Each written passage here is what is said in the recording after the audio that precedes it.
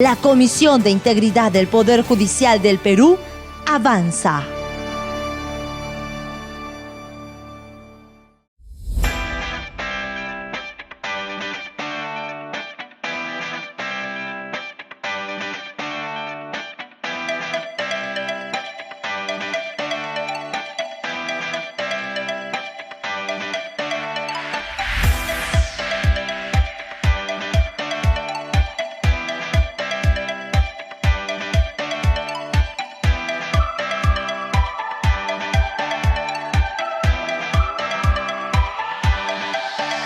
Señoras y señores, tengan todos ustedes muy buenas tardes.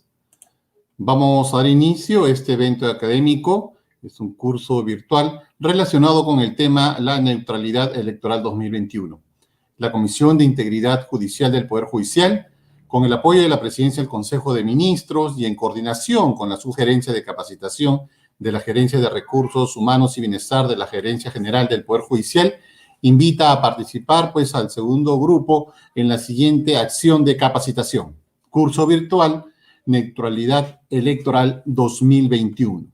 ¿No? Esto va dirigido a las señoras juezas y jueces, personal jurisdiccional y administrativo de las Cortes Superiores de Justicia del país, y asimismo tiene como finalidad asegurar el cumplimiento del deber de neutralidad de funcionarios y servidores públicos en las entidades de la administración pública que comprende al personal jurisdiccional y administrativo del Poder Judicial, durante el periodo electoral para la elección del presidente de la República, vicepresidentes, así como de los congresistas de la República y de los representantes peruanos ante el Parlamento andino, convocadas mediante el Decreto Supremo 122-2020-PSM, ¿no? Finalmente, luego de este evento se podrá obtener su certificado a través del portal del aula virtual del Poder Judicial. Como ya lo hemos indicado, esta actividad académica tiene que ver con el tema de la neutralidad electoral. Bien, entonces vamos a dar inicio a nuestro programa. El tema del día de hoy que nos convoca está relacionado con el marco legal del Decreto Supremo número 199-2020 y las disposiciones sobre la neutralidad de funcionarios, funcionarias y servidores públicos durante el periodo electoral 2021. Este tema está a cargo del doctor Carlos Augusto Villena Changanaqui, quien es asesor de la Secretaría de Integridad Pública de la Presidencia del Consejo de Ministros. Bien, queremos también darles algunos datos adicionales curriculares del doctor Carlos Villena Changanaqui. Él es abogado por la Universidad Inca Garcilaso de la Vega, cuenta con una maestría en Ciencias Penales por la Universidad de San Martín de Porres, ha sido asesor legal de la Coordinación General de la Comisión de Alto Nivel Anticorrupción y actualmente se desempeña como especialista legal de la Secretaría de Integridad Pública de la Presidencia del Consejo de Ministros. Muy bien, entonces con este preámbulo vamos a dar inicio a esta actividad académica y damos el pase al doctor Villena. Adelante, por favor, doctor. Comisión de Integridad del Poder Judicial por permitirnos una vez más estar presentes, al doctor Carlos Arias Lasarte también por permitir esta labor fructífera de coordinación entre la Presidencia del Consejo de Ministros y en específico la Secretaría de Integridad Pública y la Comisión de Integridad del Poder Judicial. Son varias las actividades en que venimos realizando ya desde hace varios meses y esperamos que continúen durante el presente año 2021. Esta es la segunda capacitación que vamos a realizar respecto al tema de neutralidad y es importante incidir en esto dado el avance del proceso electoral. Ustedes mismos han visto los debates recientemente que se han producido, ¿no? Las intervenciones de los candidatos, ¿no? Se está realizando toda una labor de difusión por parte del Jurado Nacional de Elecciones y ello también tiene que venir acompañado con la labor que los funcionarios y servidores públicos que tienen que apoyar a los entes electorales para realizar estas elecciones lo mejor posible, de la manera más transparente, y también dentro de la labor de los funcionarios y servidores públicos es mantener la neutralidad electoral. Neutralidad que como deber de los funcionarios y servidores públicos ya tiene un correlato bastante antiguo. Basta con que ustedes puedan revisar el Código Ético de la Función Pública, del año 2002, vigente del año 2002 aproximadamente, y ustedes van a encontrar ahí como un deber transversal de los funcionarios y servidores públicos el deber de neutralidad, ¿no? De mantenerse imparcial dentro de los procedimientos o procesos que tiene uno conocimiento en la administración pública, ¿no? Y no dejarse llevar por determinados intereses personales, determinados intereses que puedan ser afines al funcionario y servidor público, intereses sociales, económicos, financieros, personales, familiares u otra índole, ¿no? Sino atenerse a los hechos del procedimiento y al ordenamiento jurídico y a la Constitución, a la ley y demás normativa jurídica respecto al caso concreto que pueda conocer en un procedimiento administrativo o de alguna otra índole en la administración pública. Bueno, ese deber de neutralidad se enfatiza en época electoral, dado porque existe también una prohibición expresa en el Código Ética de la Función Pública de realizar proselitismo político. Entonces, esa conjugación de los deberes, prohibiciones y principios que establece el Código Ética de la Función Pública, si bien ya se encuentran liminalmente descritos en este Código de Ética, ya desde la Secretaría de Entidad Pública, desde la PCM, desde el año 2016, se viene impulsando un enfoque de integridad pública que implica el desarrollo, pues, de un conjunto de mecanismos y herramientas para dar claridad tanto al funcionario y servidor público como claridad al Estado, a la administración pública en sí, de qué esperamos de nuestros funcionarios y servidores públicos y qué pautas debemos otorgarles para que ellos cumplan de manera adecuada estos principios, deberes y prohibiciones, con especificidad ahora en el deber de neutralidad y vinculado a la prohibición de realizar proselitismo político. Entonces, vamos a centrarnos en este tema. Estos son parte de los antecedentes indicados y voy a pasarles a compartir un PPT al respecto. Bien, espero que lo puedan estar viendo. Justamente, y ya lo mencionaba en la introducción, ya se ha emitido un decreto supremo relacionado a la neutralidad que deben mantener los funcionarios y servidores públicos durante la contienda electoral, ¿no? Que va ahora en las elecciones de abril, del 11 de abril, y lo más probable es que se extienda hasta junio con la realización de la segunda vuelta y los resultados que tendremos en ese mes. Durante todo este periodo que ya se inició ya hace algunos meses, ¿no? Los funcionarios y servidores públicos, si bien debemos realizar las labores de apoyo que los entes electorales requieran para llevar adecuadamente este proceso electoral, sin prejuicio de ello, tenemos pues un deber de neutralidad respecto al ejercicio de nuestra función pública y lo que directa e indirectamente conlleva respecto de ello y que puede tener alguna incidencia en el proceso electoral o en la formación de la decisión que debe tener el ciudadano para emitir su voto el 11 de abril que viene, seguramente en la segunda vuelta.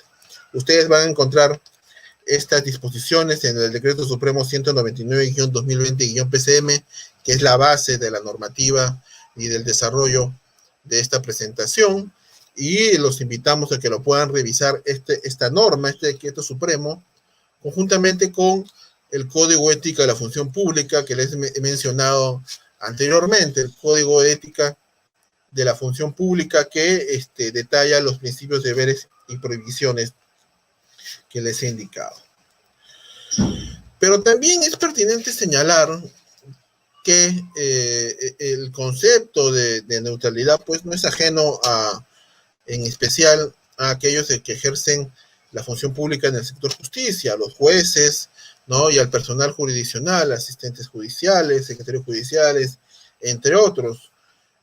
Y esto está asociado pues a un concepto que ustedes manejan bien, que es el concepto de imparcialidad, y que está recogido en documentos como los principios de Bangalore sobre conducta judicial, donde se menciona que el valor de la imparcialidad debe evidenciarse tanto en el proceso como la decisión del caso concreto judicial que se tenga conocimiento.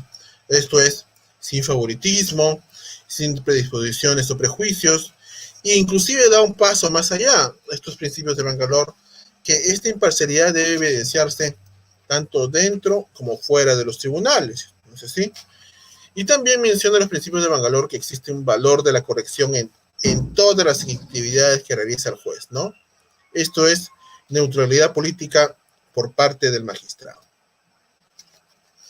Esto también ha sido recogido en base a la labor que ha realizado el Poder Judicial a través de su Comisión de Integridad en lo relacionado al Código de Ética del Poder Judicial, ¿no? Donde se hace énfasis al tema de imparcialidad judicial, ¿no?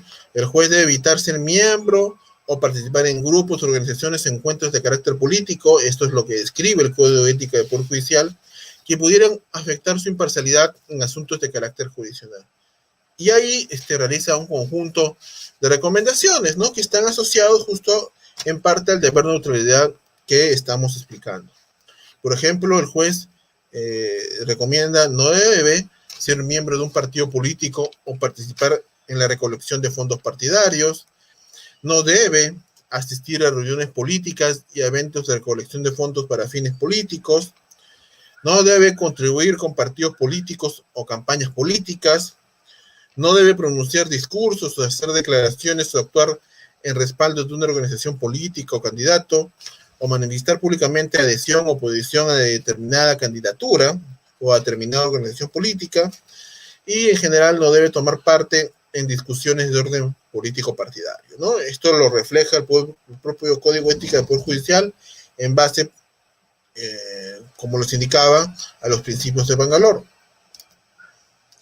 Y en general existe pues una vinculación sobre el tema de neutralidad e imparcialidad que con mayor detalle podemos entrar en una próxima capacitación y recogiendo la información correspondiente, pero sin perjuicio de ello podemos dar unos adelantos que tanto la neutralidad como la imparcialidad pues aluden a un núcleo central del aspecto de actitudes de terceros en relación con otros sujetos que son partes de un determinado hecho o situación, ¿no? El juez se le pide imparcialidad tanto durante el proceso como en la decisión respecto pues al conflicto de intereses que son llevados por terceras partes, ¿no? Un demandante, un demandado, en el ámbito penal, el Ministerio Público como titular de la acción penal y el imputado tratando de defender su principio de inocencia en ese proceso penal, por dar unos ejemplos, ¿no?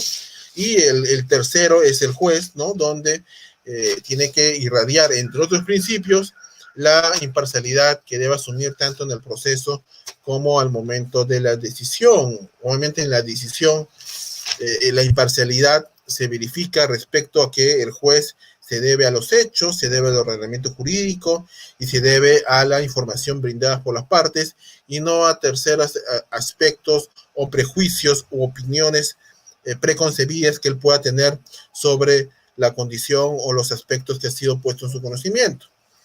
Otro alcance respecto al tema de vinculación de neutralidad e imparcialidad es que a ese tercero se le exige neutralidad cuando su papel de tercero consiste precisamente en no decidir el resultado del conflicto o la contienda. Esta es una característica que estamos viendo respecto al tema de neutralidad electoral. Los funcionarios y servidores públicos, salvo los que están tal vez estrechamente vinculados al proceso electoral, se les solicita, se les exige pues neutralidad sobre un procedimiento o un aspecto sobre el cual cumplimos un papel netamente de terceros, a efectos de donde no decidimos el resultado del conflicto de la contienda. Esto se decide por el voto popular de la mayoría, pero sin perjuicio de eso, y a pesar de que nosotros también como ciudadanos ejercemos nuestro voto, se le exige neutralidad, ¿no?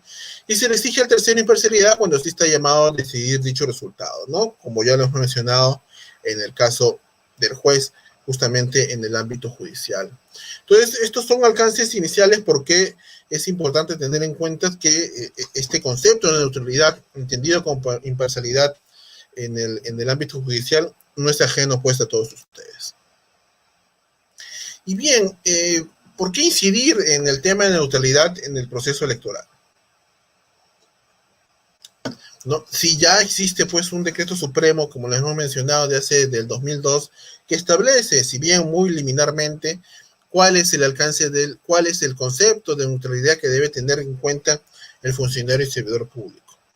Y ya lo indicamos antes, primero que es un acto que realiza la administración pública, en general el Estado, que impulsa el proceso electoral, que es singular porque ocurre cada 5 años. Estamos en una elección general donde vamos a elegir a las principales autoridades de la rama ejecutiva y legislativa que van a dirigir nuestro país. Son las elecciones generales donde vamos a elegir al presidente, a congresistas, 130 congresistas y a parlamentarios andinos. Para dar un ejemplo nada más, en la última elección donde solamente se eligieron congresistas, participaron más de 2.325 candidatos. Esto fue en la elección del año 2020. Ahora con candidatos a presidentes y a parlamentarios andinos y con las listas inscritas, estamos pasando aproximadamente los más de 2.500 candidatos. Y es obvio, pues, que estos 2.500 candidatos, las vinculaciones que puedan tener, tanto indirectamente o directamente, ellos mismos, como las agrupaciones políticas a las cuales pertenecen, pues se disgregan en mayores cantidades de personas, ¿no? Y mayores cantidades de personas que también van a llegar directa o indirectamente a funcionarios y servidores públicos, sea por vinculación familiar, vinculación de afinidad, afinidades sociales, económicas, o simple empatía, ¿no? Del funcionario y servidor público como ciudadano respecto a determinada propuesta o persona que candidatea en esta elección general, ¿no? Además tenemos el alcance, es un proceso electoral a nivel nacional y más aún incluye pues 27 distritos electorales contando el distrito electoral de peruanos en el exterior, lo que amplía pues el margen de vinculación que puede llegar a tener este universo de candidatos, organizaciones que participan en este proceso electoral. Y finalmente, pues, porque es un proceso que involucra a las 25 millones, a los 33 millones de peruanos, somos 33 millones de peruanos, pero específicamente a los 25 millones de peruanos que estamos habilitados para ejercer el voto en este proceso electoral. Entonces, todas estas circunstancias, pues, conllevan la necesidad de desarrollar una norma como la que se ha emitido, que es el Decreto Supremo 199-2020-PC.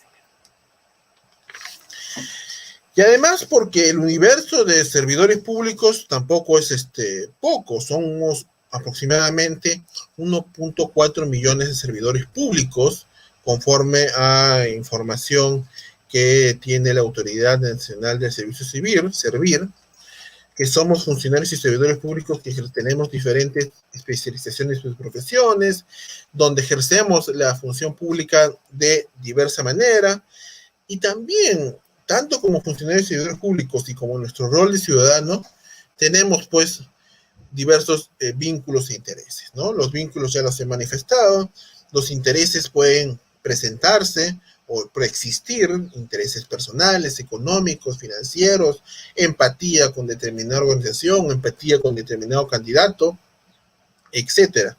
Situaciones que pueden ocurrir, pueden presentarse o ya preexisten al ejercicio de nuestra función pública.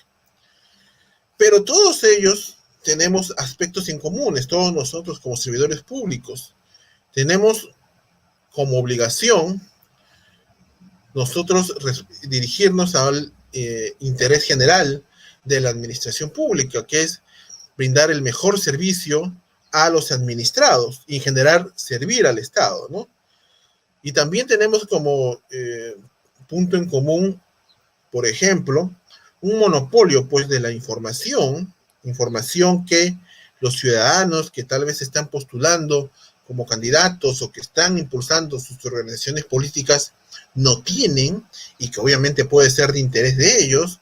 También una cuota de poder de los funcionarios y servidores públicos en los diferentes niveles que puedan tener, los titulares de entidades obviamente con mucha mayor disposición de poder, y así en el nivel jerárquico al cual pertenezcamos, tenemos en mayor o menor medida una cuota de poder en la administración pública, y también un monopolio de la información, también lo que se va disgregando en función a la jerarquía y al área del sector público a lo cual pertenezcamos, que pueden ser áreas sensibles Exterdefensa, inteligencia de las Fuerzas Armadas, inteligencia de la Policía Nacional, por dar un ejemplo, donde la información es mucho más sensible o puede tener carácter de secreta, reservada, confidencial, en fin.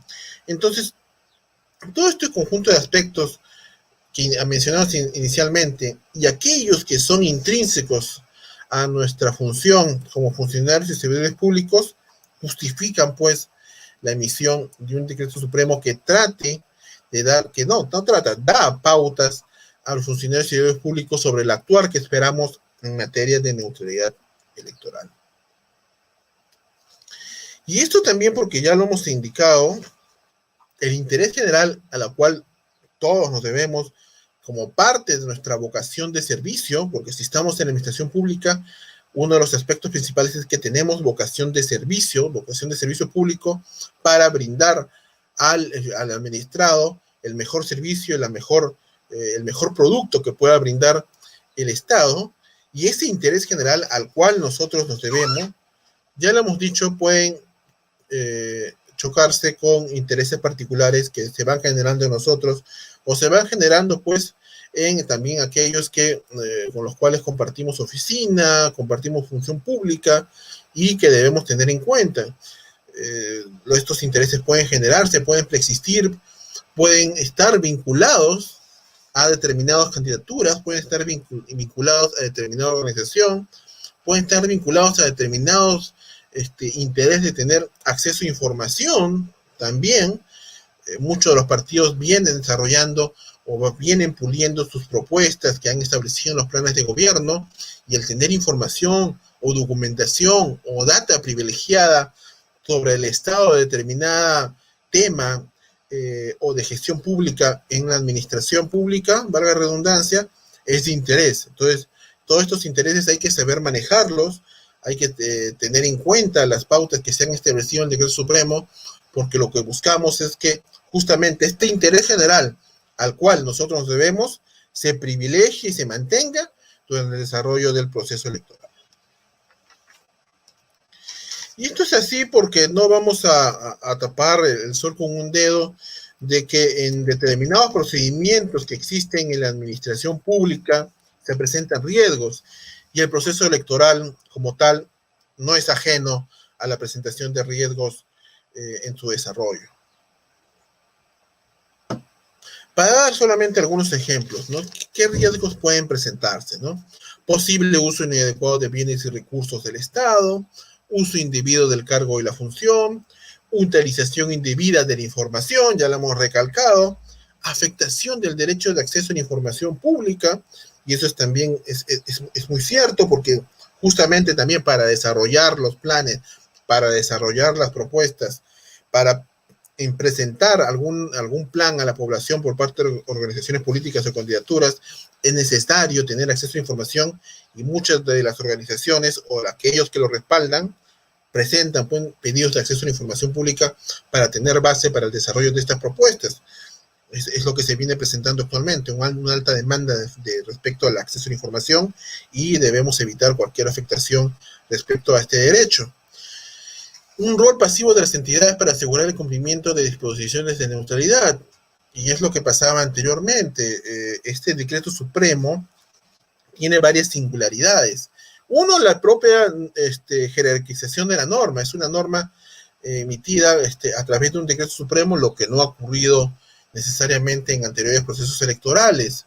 Dos, se ha buscado uniformizar los criterios en materia de neutralidad electoral. Antes eran las propias entidades o sectores quienes emitían de forma diversa y dispar normativas sobre la neutralidad electoral, con disposiciones que a veces eran comunes y se repetían, pero también con aspectos que eran dispares y de interpretación respecto a cada una de las entidades. Ahora no, una sola norma para toda la administración pública.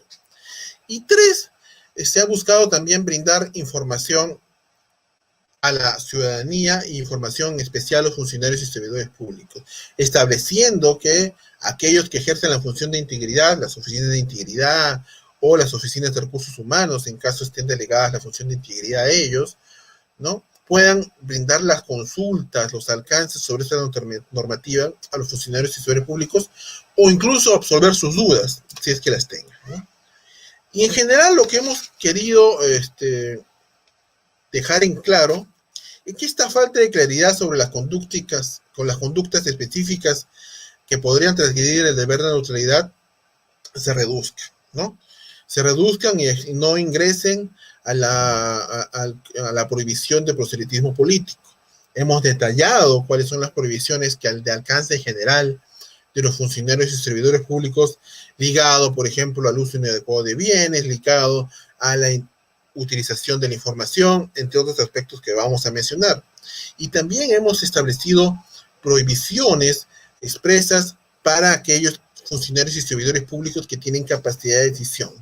Entonces, hemos, en parte, conforme lo establece este enfoque de integridad pública que se viene implementando, una corresponsabilidad tanto de los funcionarios y servidores públicos como del Estado, ¿no? El Estado tiene la obligación de establecer claramente cuáles son las conductas que esperamos de los funcionarios y servidores públicos y a su vez establecer pautas para difusión, capacitación, sensibilización respecto a estas conductas establecidas. Y la corresponsabilidad de los funcionarios y servidores públicos es capacitarse, tomar conocimiento y en general conocer, ¿no? Uno, la existencia de la norma y dos, obviamente, el detalle de la norma o por lo menos de las prohibiciones a las cuales el Estado pide que no ingresen para no violar el deber de neutralidad. Y así como hemos indicado los riesgos específicos en materia de neutralidad, indirectamente ellos también están vinculados a prácticas contrarias a la ética que ocurren en nuestra administración pública. Por ejemplo, como se evidencia de un test de percepción realizado por Servir respecto al clima ético en la administración pública. Y a ustedes van a ver en la presentación un conjunto de prácticas que seguramente les serán familiares o habrán conocido o en que en el sector judicial se pueden presentar con mayor o menor incidencia. Y ustedes también podrán verificar que algunas de ellas están ligadas específicamente al tema de neutralidad electoral. Por ejemplo, utilizar fondos o bienes públicos para beneficio personal, discriminación por razones políticas, es también una práctica contraria a la ética, ¿no? El titular de una oficina, el jefe de la oficina, el jefe de despacho, que porque determinado funcionario que está trabajando con él, como subordinado tal vez, tiene alguna posición política o tiene una afinidad contraria a la mía, o no quiere participar en las actividades que yo realizo con mi organización política porque tiene otra opinión y tomo represalias o tomo alguna acción en el día a día del trabajo por justamente la única diferencia, la única discrepancia por razones políticas, por dar un ejemplo, ¿no?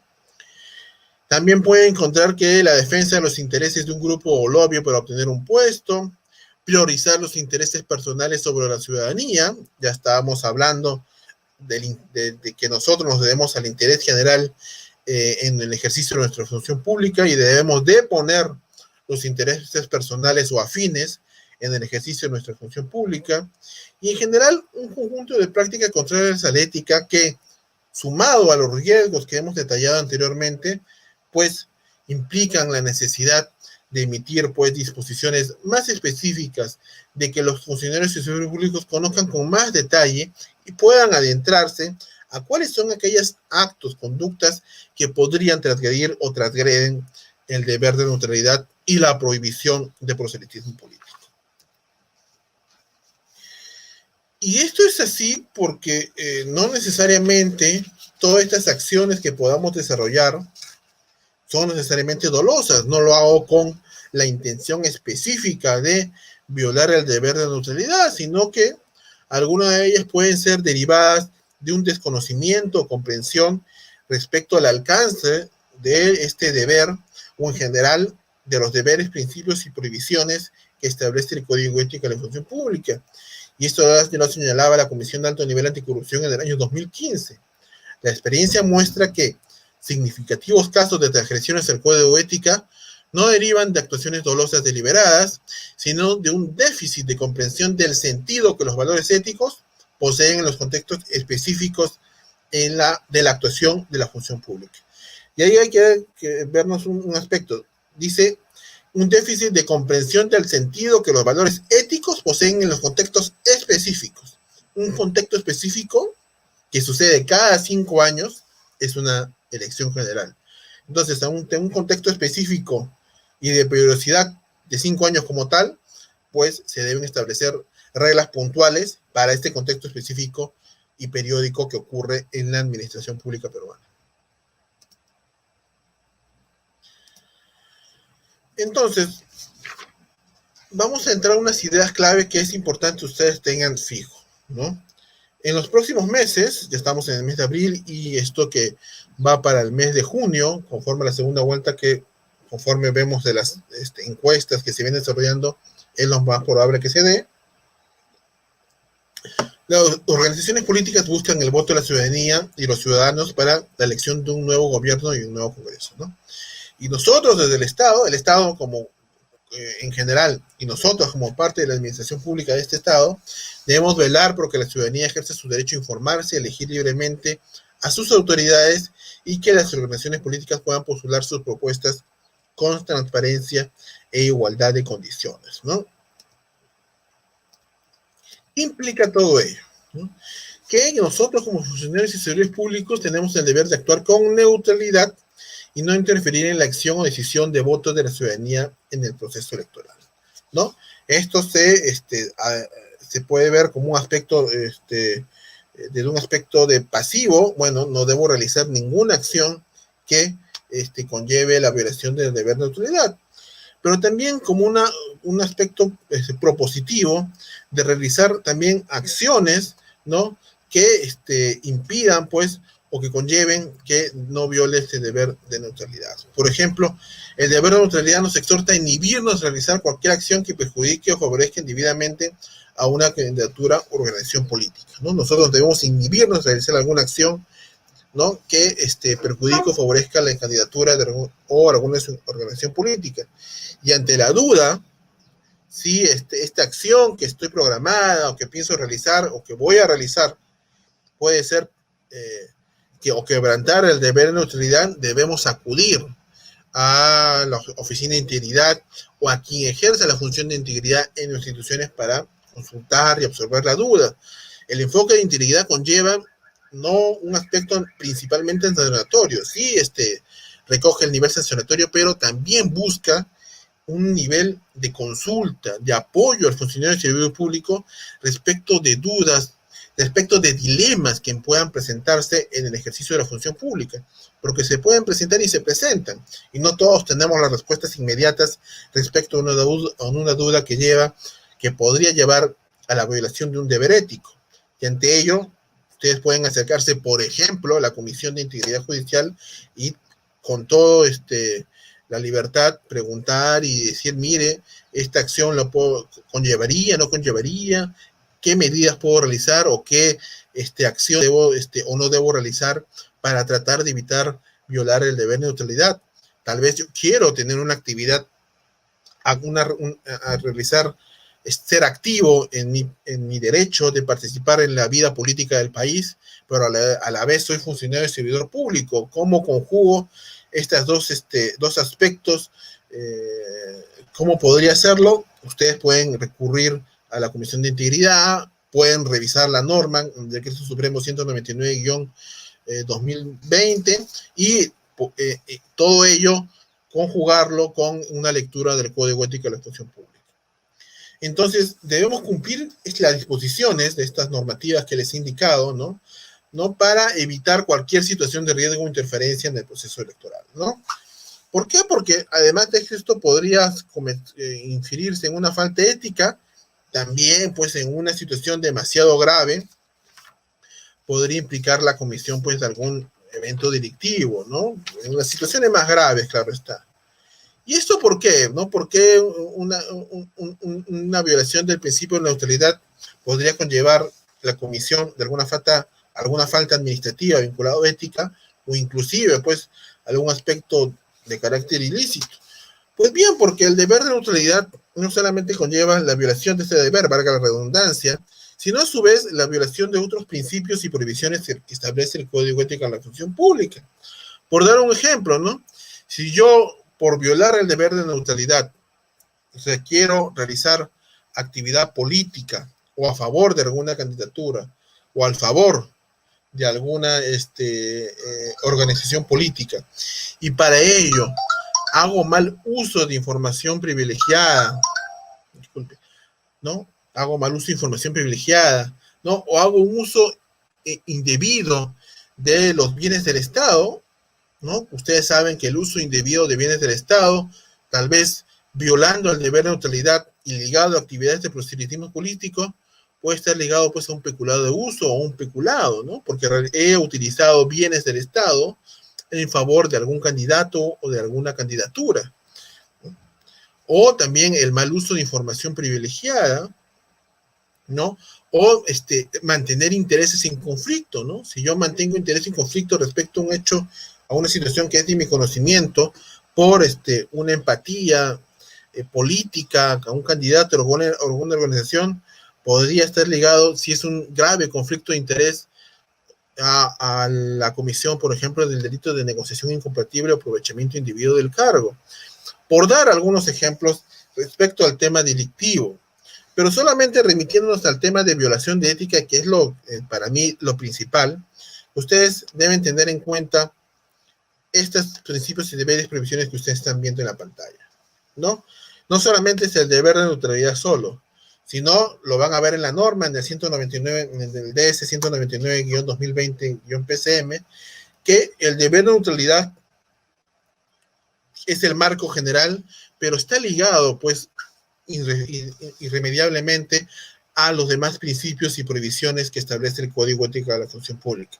Y nosotros vamos a compartir este manual para que también sea parte de los documentos que, además del propio Decreto Supremo, además del Código Ético de la Función Pública, este desarrollo que a partir de este manual les sea de utilidad.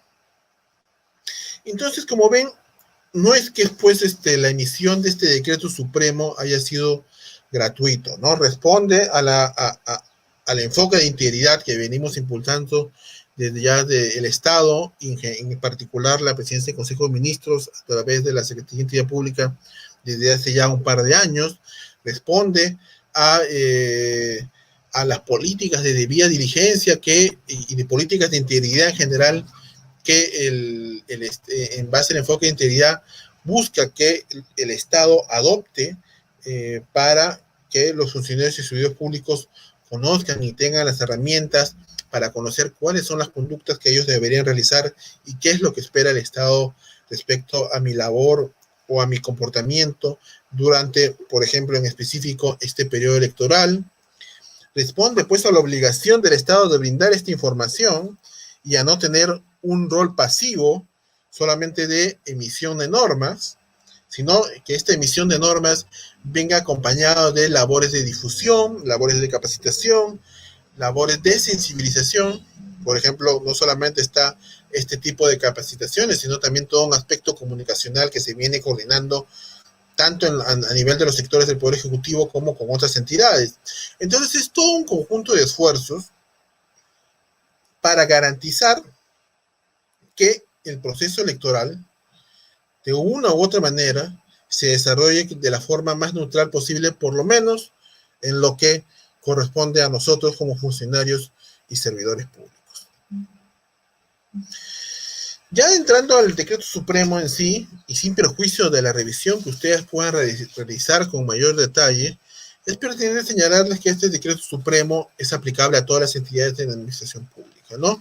La única excepción es los otros poderes del Estado u organismos constitucionalmente autónomos. Ellos tienen que emitir alguna normativa interna asumiendo la de PCM o alguna propia o algunas características especiales en atención a su función constitucional o las funciones detalladas en la Constitución, ¿no? Esto en el caso del propio Poder Judicial y de organismos constitucionales como el Ministerio Público, Contraloría y otros. Y también no abarca a aquellos funcionarios y servidores públicos que han pedido, pues, licencia, ¿no? En la mayoría de ellos sin goce de haber, ¿no? Si han querido postular, están queriendo realizar o tomaron la decisión dentro del plazo que establecía el Jurado Nacional de Elecciones para solicitar licencias de los funcionarios y servidores públicos, aquellos que lo han pedido y están de llenos en la campaña electoral. A ellos, estando fuera de la administración pública de momento, no les abarca esta normativa, ¿no? Como les he mencionado, buscamos aterrizar un conjunto de conductas específicas, ¿no?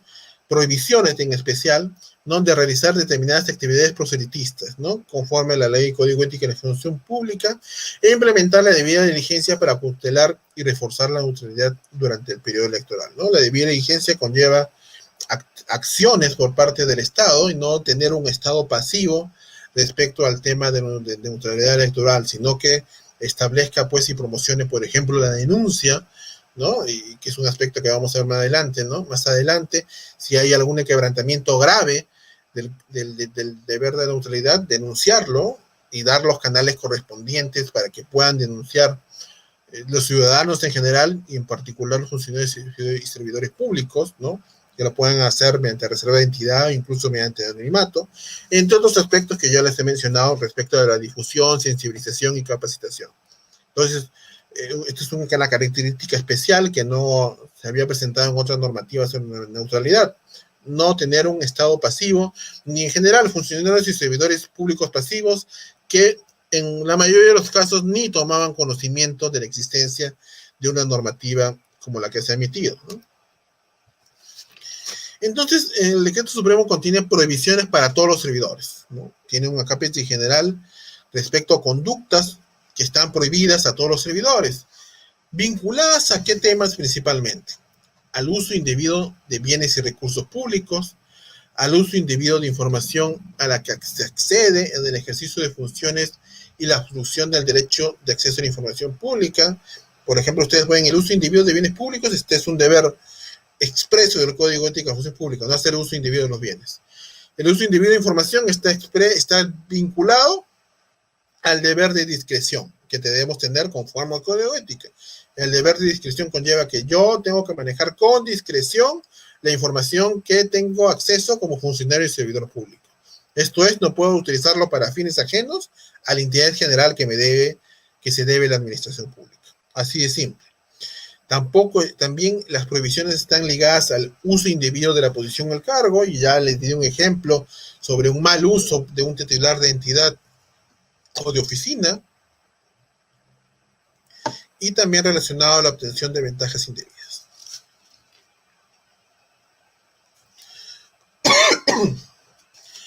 También les indiqué en el caso de los funcionarios con capacidad de decisión, hay dos prohibiciones específicas para ellos en el Decreto Supremo. ¿Quiénes son funcionarios con capacidad de decisión? Basta que ustedes revisen el listado que establece la Ley de Gestión de Intereses, la Ley 28024, y el reglamento de esa ley, que establece un listado de funcionarios que son considerados con capacidad de decisión.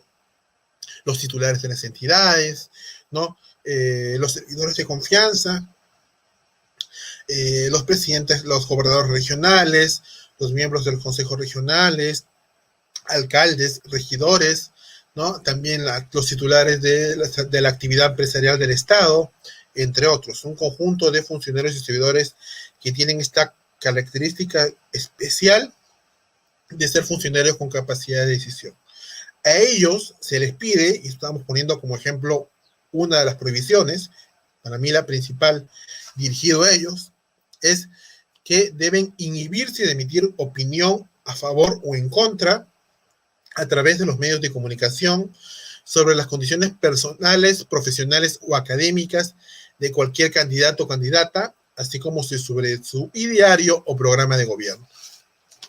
Como ven, este es un paso adicional en búsqueda de una mayor integridad en la administración pública, ¿no? Esto es, no solamente le estamos pidiendo a estos funcionarios en especial, no es una prohibición general, sino a funcionarios con capacidad de decisión que se inhiban de emitir opinión.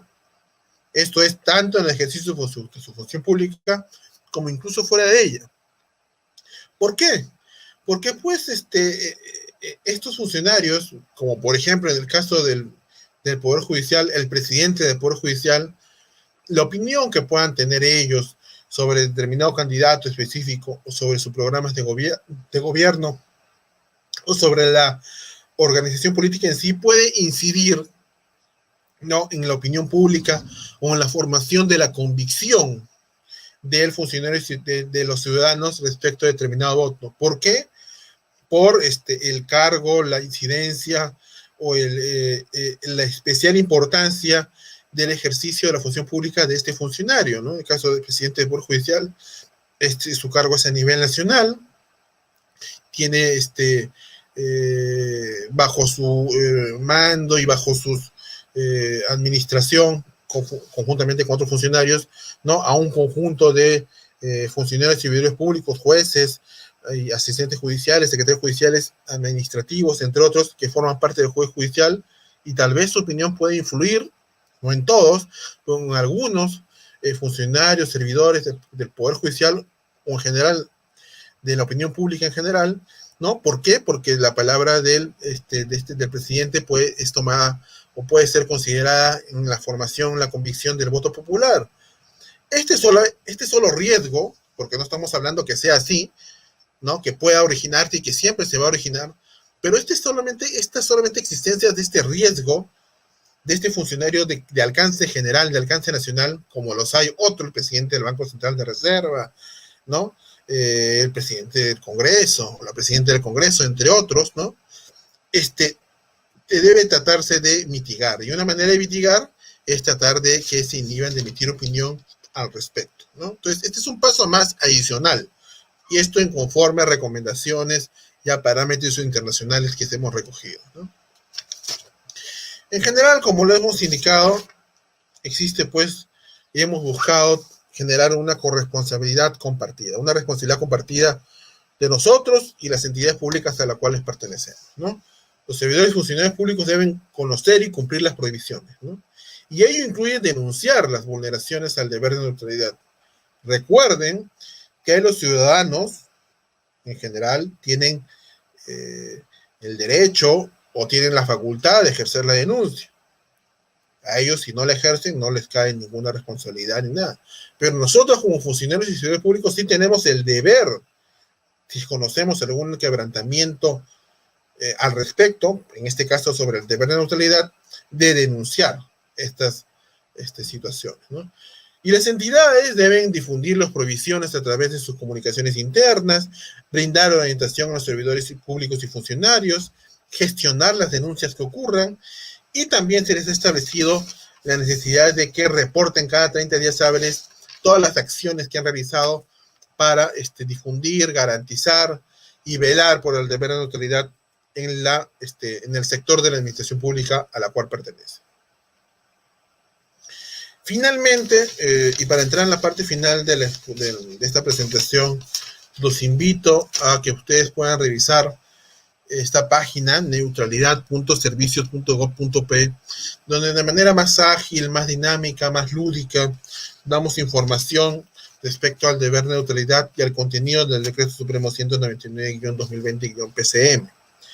Y ahí también podrán encontrar los links, tanto para las denuncias ciudadanas, que las puedan realizar inclusive de manera anónima, y también el link para el reporte de cumplimiento que deben realizar las entidades, ¿no? En este caso, esperamos pues también que el Poder Judicial seguramente ya, por lo menos acabados estos primeros 30 días del periodo electoral, seguramente realizará el reporte correspondiente, y así con cada una de las entidades, ¿no? Y ahí también van a encontrar, y seguramente para descarga, y para que ustedes puedan compartir, sin perjuicio que puedan compartir este PPT, pues un decálogo de neutralidad con mensajes puntuales sobre este aspecto, ¿no? Reglas puntuales como, por ejemplo, ¿qué debemos hacer? Cuidar nuestra comunicación, evitando expresiones que den cuenta de nuestras preferencias políticas, proteger el buen uso de los bienes y recursos públicos e impedir que sean utilizados en favor o en contra de alguna candidatura o grupo político, no utilizar prendas con elementos que se identifiquen con los símbolos de las agrupaciones políticas y o sus candidatas y candidatos, no exhibir propaganda electoral dentro de nuestra entidad, no condicionar jamás nuestros servicios a la ciudadanía por su filiación o simpatía política, no emplear nuestro horario de trabajo para ejercer alguna influencia política sobre nuestros colegas, más aún si tenemos personal a cargo, actuar con transparencia y legalidad para garantizar el derecho y acceso a la información pública. Si representamos a nuestra institución, reservar nuestra opinión ante cualquier inquietud sobre una determinada candidatura o creencia política, no permitir ningún ofrecimiento o favorecimiento para favorecer o perjudicar alguna candidatura o corporación política, y usar los canales existentes para alertar sobre cualquier falta o incumplimiento del deber de neutralidad, ¿no?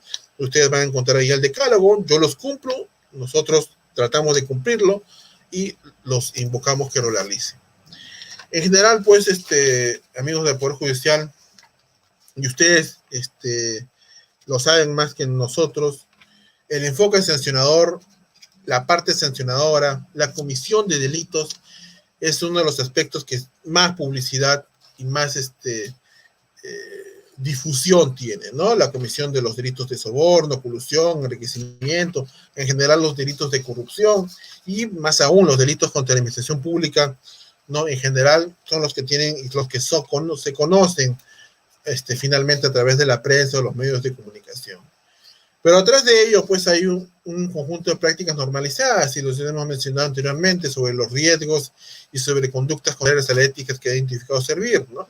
Por dar un ejemplo, uso inequo de bienes, conflicto de intereses, mal uso de información privilegiada, falta de transparencia, débil meritocracia, ausencia de normas claras, injerencia política, por dar un ejemplo. Entonces, el enfoque de integridad busca, pues, un cambio cultural en la administración pública a través de un enfoque de prevención, estándares de cumplimiento y, en general, un cambio de cultura. La norma va en este sentido. No solamente nos quedamos con la parte sancionadora de decir, si tú incumples la norma, vas a ser sancionado. No. Lo que buscamos es que ustedes recojan estas prohibiciones, las puedan revisar y puedan entender por qué es necesario cumplirlas. No es una norma más que donde exigimos a los funcionarios del servicio público realizar determinadas acciones. No, sino les pedimos al funcionario del servicio público que en todo acto que pueda realizar dentro de este periodo electoral tenga en cuenta y recuerde que pueden existir riesgos que pueden quebrantar el deber de neutralidad y, en general, los deberes, principios y provisiones que están en el Código Ético de la Función Pública. Este solo hecho de que ustedes tengan en cuenta ello será importante y habremos alcanzado un objetivo, el objetivo que establece la norma. En general, el enfoque de integridad que les he indicado busca evaluar la conducta y desempeño de los funcionarios y servidores públicos, pero también fortalecer medidas para que la entidad gestione los riesgos de corrupción y sus prácticas cuestionables. Es indudable que el ejercicio de la función pública en periodo electoral trae riesgos. Sí. Ante esos riesgos, el Estado ha establecido conductas y pautas para que nosotros tengamos en cuenta y mitigar los riesgos. Mitigar los riesgos para el Estado, para verse perjudicado en el desarrollo del proceso electoral, y evitar y mitigar los riesgos, de ser el caso, para nosotros mismos, para vernos involucrados, para no vernos involucrados en situaciones que más adelante nos puedan acarrear responsabilidades, tanto administrativas o penales. Ese es el enfoque que hemos querido compartir. Revisen, por favor, la página neutralidad.servicios.gov.pe, la normativa del Decreto Supremo 199-2020-PCM, el Código Ética de la Función Pública, y esa es la revisión de esta normativa, que no es muy grande ni es muy difícil de leer, sino es bastante digerible. Les permitirá rápidamente, como recordatorio moral, recordar que cuando escuchen ustedes el tema de neutralidad electoral, rápidamente sepan, oye, existe una norma sobre la materia, existen prohibiciones, le daré una chequeada a la norma antes de realizar algún acto que pueda, o estoy en duda de que pueda quebrantar el deber de neutralidad y, en general, el deber de neutralidad que ya está en el Código Ética de Función Pública. Yo les agradezco, voy a dejar de compartir la pantalla y doy pase ya a los amigos de la Comisión de Integridad.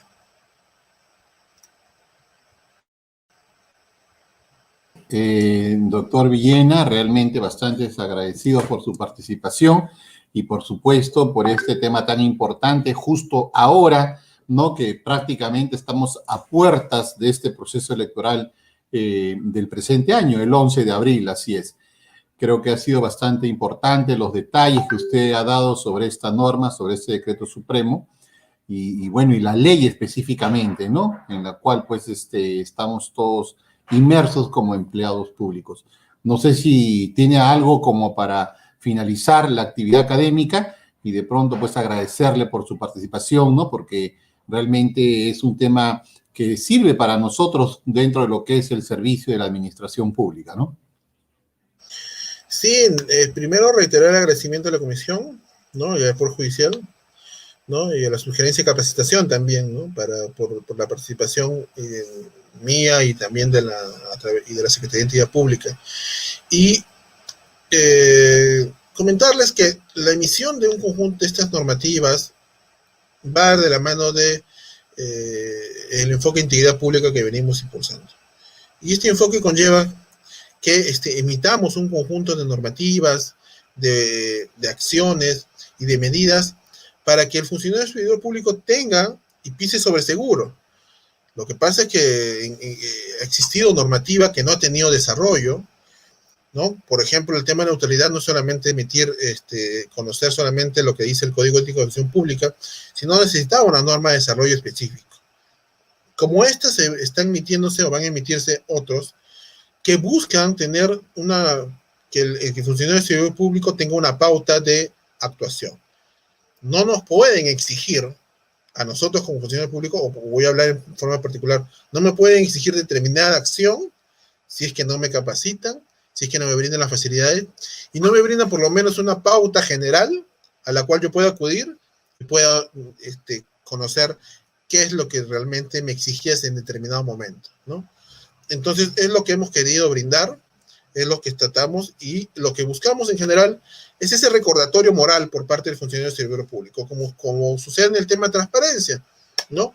En el tema de transparencia, usted escucha las palabras transparencia y rápidamente, ¿qué recuerda? Recuerda que existe una ley de transparencia, que ahora texto único ordenado, que existe un reglamento, ya sé que tengo que revisar 2 normas, y más aún, recuerdo una pauta general.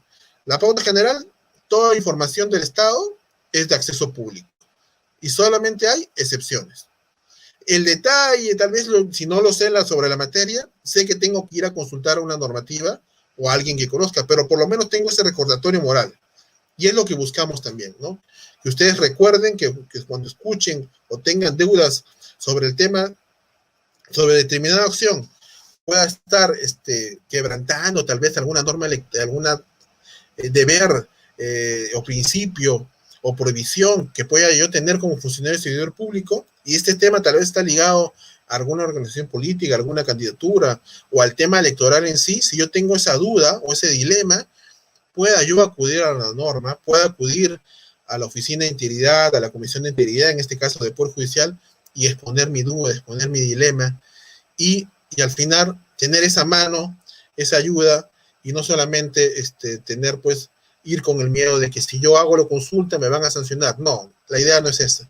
La idea es brindarles las herramientas para que ustedes tengan y absuelvan su dilema ético, su duda, antes de cualquier acción que podamos realizar. Esa es la idea, y estamos de la mano en este ejercicio con ustedes, ¿no? Así es. Hay una pregunta que nos hacen aquí y quería ver de alguna forma que lo conozca. Ellen González nos dice, si un familiar mío es candidato por necesidad y por necesidad debe usar su vehículo, ¿se considera proselitismo?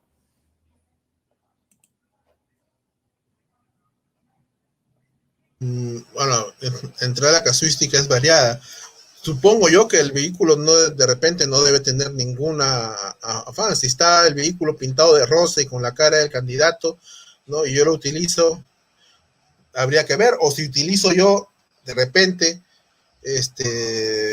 no tenga nada, esté sin ningún tipo de rótulo. No lo veo. Pero para comenzar, el vehículo no es del Estado, ni utiliza ningún bien del Estado, salvo tal vez hay alguna circunstancia que pueda recibir vales de combustible, o tal vez o servicio técnico de la entidad a la cual pertenezco, ¿no? De repente estás recibiendo la gasolina, o esto lo estoy utilizando de los vales o de la gasolina que me brinda el Estado para el ejercicio de mi cumplimiento de funciones. O salvo que me diga, pues, que el servicio técnico que para que esté a punto ese carro es utilizado, lo brinda el Estado. Ahí habría que ver la casuística específica, ¿no? Pero si no hay ninguna, si no hay ninguna de esas circunstancias, ¿cuál es el nexo que estaría respecto al Estado, ¿no? Si lo utiliza para ir día y pertenece a la y el costo lo asume el candidato, no vería mayor inconveniente, salvo pues que hay el vehículo hay alguna publicidad en el vehículo y yo utilizo el vehículo para comisiones de servicio de mi entidad, ¿no? Tal vez, pero justamente hay que evitar ese tipo de riesgos, ¿no? Pero si no hay fuera de la oficina sábado y domingo, ¿cómo se podría tomar eso? ¿Cómo? Si estoy fuera de la oficina un sábado, un domingo, y ocurre ese tema, donde el auto se usa y está con algún tipo de propaganda. Si es sábado y domingo y no estoy cumpliendo ninguna comisión de servicio, porque puedo cumplir también comisión de servicio sábado y domingo porque me he encargado de determinado tema, pero si no es el caso, si es mi día libre y estoy utilizando el carro y el carro tiene la pintura, no vemos hay una violación al principio de la autoridad, porque no estoy en el ejercicio de la función pública, salvo tal vez que sea funcionario con capacidad de decisión. Salvo que sea hay niveles entonces, ¿no? Recuerden que al funcionario con capacidad de decisión le estamos exigiendo un plus, que ustedes lo van a encontrar en la norma. Incluso le estamos exigiendo que trate de evitar opinar o realizar alguna acción que evidencie alguna opinión o algún sobre algún candidato o alguna organización política. Entonces, en general, para el funcionario de servicio público, utilizar ese vehículo fuera del horario del trabajo, y si en ese sábado y domingo no estoy cumpliendo ninguna comisión de servicio, no tendría ningún sentido, ninguna responsabilidad o esto, salvo, y ahí entramos en la casuística, habría que ver, ¿no? Si soy funcionario con capacidad de decisión, donde la norma me está pidiendo un plus en mi actuar. No solamente me está pidiendo en el ejercicio de función pública, no inclusive fuera de ella, ¿no? Pero los funcionarios con capacidad de decisión, pues son un grupo reducido, ¿no? Claro que sí. Bien, doctor Villena, realmente claro, preciso, como le dije, y sinceramente es importante poner mucho coto a esta situación justo a pocos días de la actividad electoral, ¿no es así? Relacionado pues con las elecciones. Sí, en la medida que vaya avanzando el proceso, y además, en la medida que vaya a haber segunda vuelta, los riesgos y las dudas van a ir aumentando. Entonces,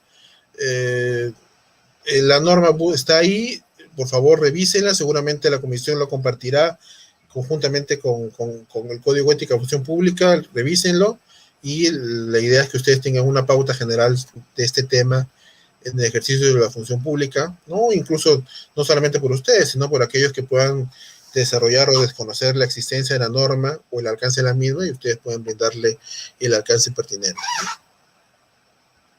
Bien. Muy bien, doctor Villena, nuevamente nuestro reiterado agradecimiento por su participación y presencia. Gracias a todas las personas, a todos los amigos que nos han acompañado en esta actividad académica relacionada pues con la neutralidad electoral. Gracias en nombre de la Subgerencia de Capacitación, de la Gerencia General del Poder Judicial y, por supuesto, de la Comisión de Integridad Judicial del Poder Judicial. Les agradecemos por su presencia. Gracias, muy buenas tardes a todos ustedes. La Comisión de Integridad del Poder Judicial del Perú avanza.